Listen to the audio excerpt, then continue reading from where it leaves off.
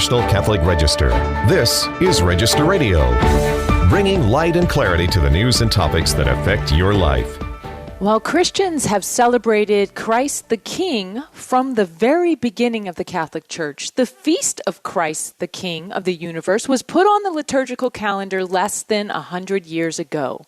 What's the origin of this powerful solemnity? We find out with EWTN News' Dr. Matthew Bunson. Then we look at another effort to sanctify the world, this time through sacred monastic music. Yet there's a twist. Artificial intelligence is involved. The Register's Solene Tadie brings us a story of how an organization is using AI to help spread sacred music.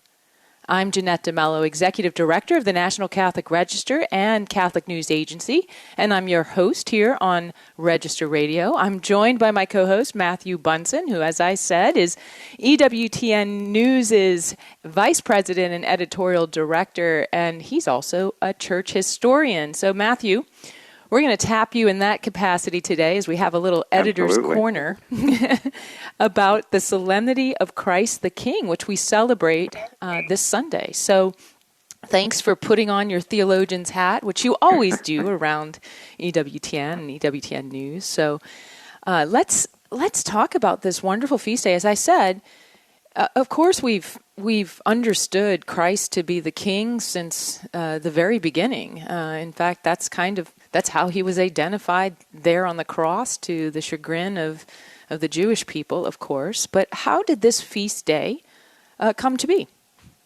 You know, this is one of those great capstone feasts or solemnities of the liturgical year. It's a perfect bridge, and I know we can talk more about that, between ordinary time and the start of Advent.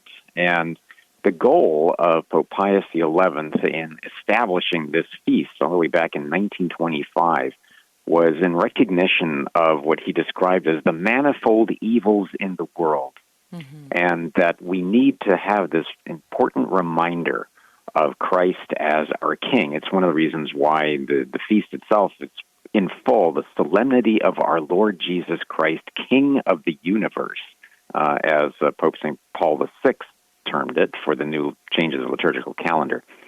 So what we're seeing is a reminder of Christ's position as our King, but with all of the things that means. It's the metaphorical kingship, but also his real kingship over us, over everything. Absolutely. And it's interesting because you said 25. That's not right. That long ago. We're almost on 100 years, which will be a great celebration, I'm sure. But part of this was a recognition. Part of the reason to name it, right, was a recognition of what was going on in the world, the evil that was going on in the world, and the need to just reclaim the universe for Christ the King, who we know to be King. What was happening in the world at the time? Well, this is a pretty dark time. We had just emerged out of the First World War that ended in 1918, and what was supposed to be the war that would end all wars seemed only to usher in a new age of political chaos and totalitarianism. In 1925, Pius XI was dealing first and foremost probably with the Bolshevik Revolution in Russia. It had sparked in 1917 and had established what was an atheist regime in Russia that was also exporting it like a virus around the world.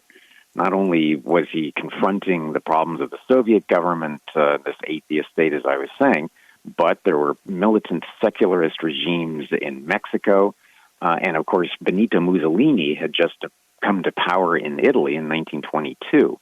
So he could see that across Europe and across the world, there was a totalitarian atmosphere, but it was also a demotion, a recognition on the part of Pius XI that Christ was being displaced. The priority of Christian civilization was under threat, and he wanted to remind the world of Christ's central place. Absolutely, and it's so interesting to think about it in two senses, right? In the very physical sense, the strife in the world, the conflicts, the wars, these evil movements, if you will. I mean, I think you mentioned Mexico, and you think of kind of the rally cry of the Cristeros, "Viva Cristo Rey," right? That's like right. this was that time period. But also there was the spiritual aspect that was being recognized, the deep secularism and atheism that sometimes came from these types of regimes.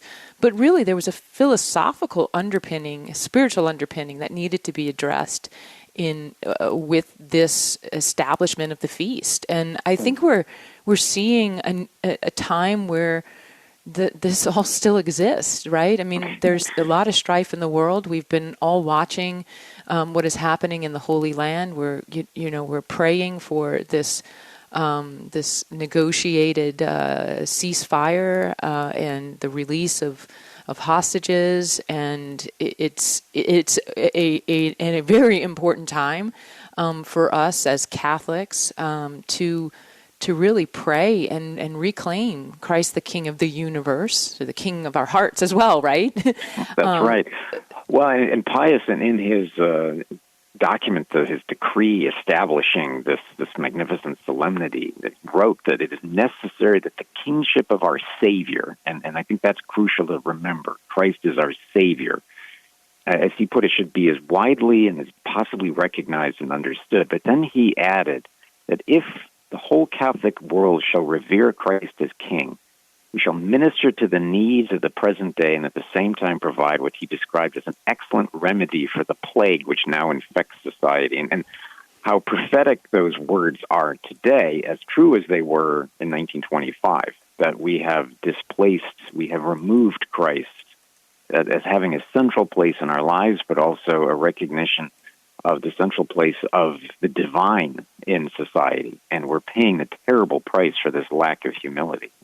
Absolutely, I couldn't agree with you more. And going back to ourselves, I think it is really important for us in our own spiritual lives, in our own temporal lives, everything we do, to recognize this kingship and to really reflect on it as we approach this feast day this weekend. There's something on ncregister.com, a blog by Angelo Stagnaro, which is really a great reminder. He kind of uses a phrase from C.S. Lewis, who, again, I know you love C.S. Lewis and Tolkien and all these great British authors, but he writes, charged, yes. Our king is not safe, but he is good. This is what Angelo writes, and he just talks about the fact that, Christ the King, yes, he's our Savior. Yes, he is King.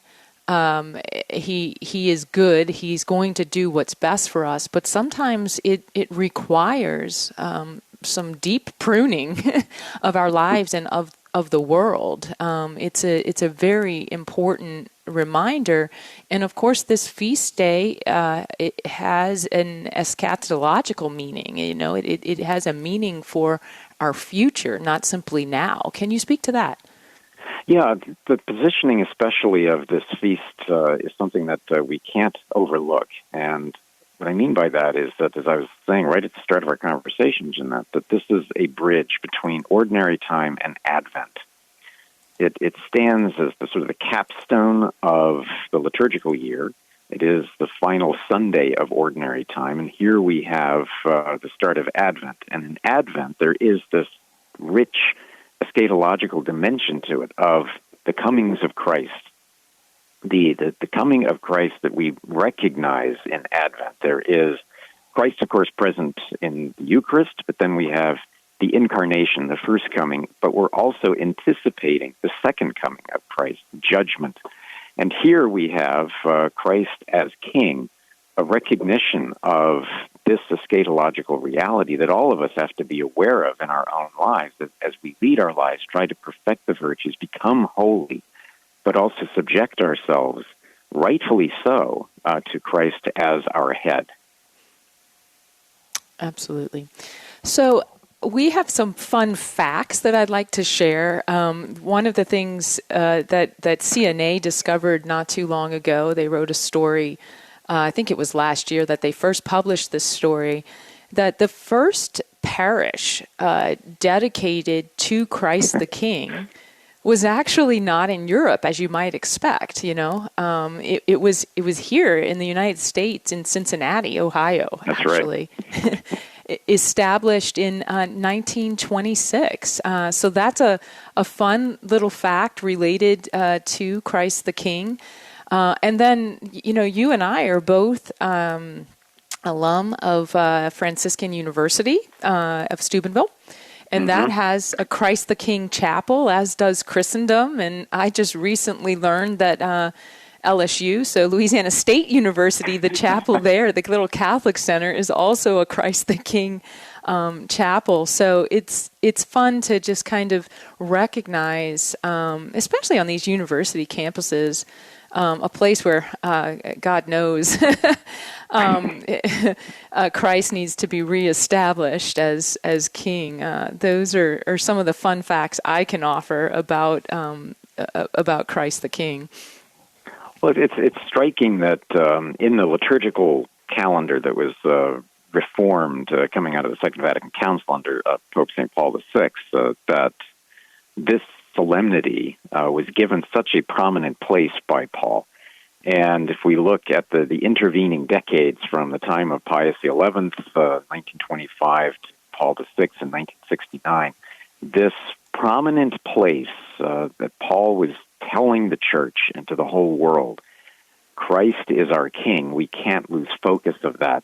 But I think he was very deliberate in that use of the phrase, the Lord of the universe, because I think that's also the eschatological dimensions, but also the immensity of Christ's divinity, the immensity of the beauty of his kingship extends over all of creation. And I think that's something that we can reflect on as we ponder his incarnation in this coming Advent.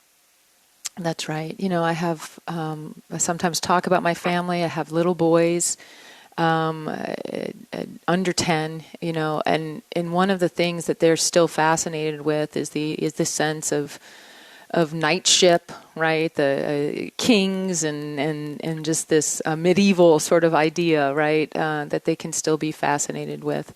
And it's a perfect time for me, to have sacred art that reflects Christ the King on this wonderful feast day, and let them understand themselves as members of this King's court, right? To carry the banner of Christ the King, Viva Cristo Rey, right, idea, and instill it into my family and to these boys. That's something we will do this weekend. Our parish is having, in this Eucharistic year, the year of the Eucharistic Revival, they're also doing a Eucharistic procession around the neighborhood, around the parish, fitting, again, in a way of establishing Christ the King. So I hope... As Pope Pius XI said, what happiness would be ours if all men, individuals, families, and nations would but let themselves be governed by Christ. Yes, let it be so, right? That's my prayer for all of us who are listening and who are are faithful Catholics who are going to church this weekend. That this is the prayer of our hearts and the actions within our families. So just to mention a few of the stories that I mentioned earlier in the show. One is a blog at ncregister.com. Angelo Stagnaro, Our King is not safe, but he is good. And then another at CatholicNewsAgency.com. How a Cincinnati parish became home to the first church dedicated to Christ the King. And in that story, you also get a little bit of the history that Dr. Matthew Bunson has been talking about in this show. And I wish everyone a happy solemnity. But stay tuned. There will be more news here on Register Radio on EWTN. We'll be talking to Solene Tadie about AI and sacred music. There's more when we return. If you need your news on the go, read the Register online. But if you want to take your time and savor the stories, then subscribe to the National Catholic Register's print edition. And with award-winning Catholic journalism that goes beyond what you'll find from any secular news service, you'll get the real story behind the events that unfold over the course of the year. Try the Register for free today and get it delivered to your home, office, or parish. Join the Catholics who depend on the Register for its faithful and courageous reporting. Get 6 issues free today online at ncregister.com/radio or call 800-421-3230 and mention code radio. That's ncregister.com/radio or call 800-421-3230 and mention code radio. The National Catholic Register. Read faithfully. Let's return to Register Radio on EWTN. Welcome back. I'm Jeanette DeMello, Executive Director of the National Catholic Register and Catholic News Agency. And I'm Matthew Bunson, Vice President and Editorial Director for EWTN News, and a lover of all things Gregorian chant. And I know, Jeanette, we want to take a moment and consider the magnificent legacy of Gregorian chant. For those who may not be familiar with it, of course, in the history of the Church, we have always used music. We can go all the way back to the Old Testament, the Psalms of David, for example. In the New Testament, we know that there are beautiful hymns, but in the Church, especially, Gregorian chant emerged as arguably the most dominant and some would still argue the most beautiful form of music in the life of the Church. It is credited to Pope St. Gregory I the Great. Now, it's a matter of dispute among scholars as whether or not he was actually the founder of it. But plain chant, in other words, music that is unaccompanied and that became such a hallmark of the monastic life and that really dominated church music for so many centuries. We credit Gregory at least for encouraging and creating the environment for what became the development of Gregorian chant. And I can't stress enough its importance in the history of the Church and why it's necessary to preserve it and also to cherish it. And I think that's where some beautiful reporting from Solene Tadie comes in. Absolutely. She wrote an article for ncregister.com that has been lighting up the internet, at least on our website. Our audience loved it, and it's about this glorious past of Catholic Europe, this music that was produced in Catholic Europe, and now the technological sophistication of AI. Bringing this music to everyone around the world today. And this is a project called Repertorium Project. And Solene, we are so grateful to have you on to talk about this project now on Register Radio. So what is the Repertorium Project? Hello, Jeanette. Hello, Matthew. So yes, it is a very exciting project. So this project called Repertorium is of unprecedented scope.